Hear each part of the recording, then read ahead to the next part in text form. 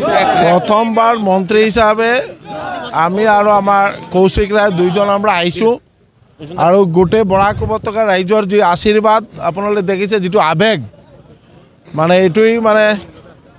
খুব ভাল লাগিছে যে গোটেই বৰাক উপত্যকাৰ সব ৰাইজ ওলাই আহিছে সম্বৰ্ধনা জ্ঞাপন কৰাৰ কাৰণে আৰু আমি তেওঁলোকৰ ধন্যবাদ জনাইছোঁ আৰু বিশেষকৈ মাননীয় মুখ্যমন্ত্ৰী ডক্টৰ হিমন্ত বিশ্ব শৰ্মা মহোদয়ক বহুত বহুত ধন্যবাদ আৰু কৃতজ্ঞতা জনাইছোঁ যে আমাৰ বৰাক উপত্যকাৰ কাৰণে ইমান যে একটা মৰম ইমান যে একটা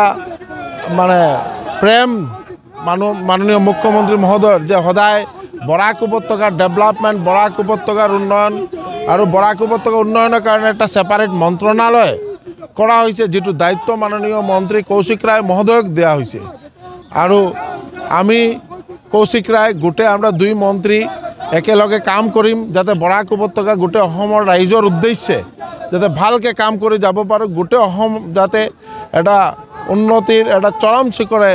যাই পৌঁছি পায় এটোৰ কাৰণে আমাৰ মাননীয় মুখ্যমন্ত্ৰী মহোদয়ৰ যেটো মানে আগ্ৰহ এটো যাতে 2026 ৰ ভিতৰত যাতে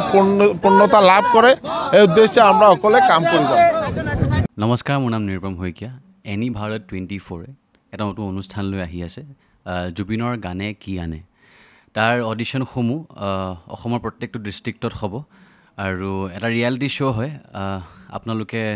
দিয়া ফোন নম্বৰ যোগাযোগ কৰিব পাৰে আৰু আপোনালোকৰ ওচৰলৈ এনেও গৈ আছে তেওঁলোক আৰু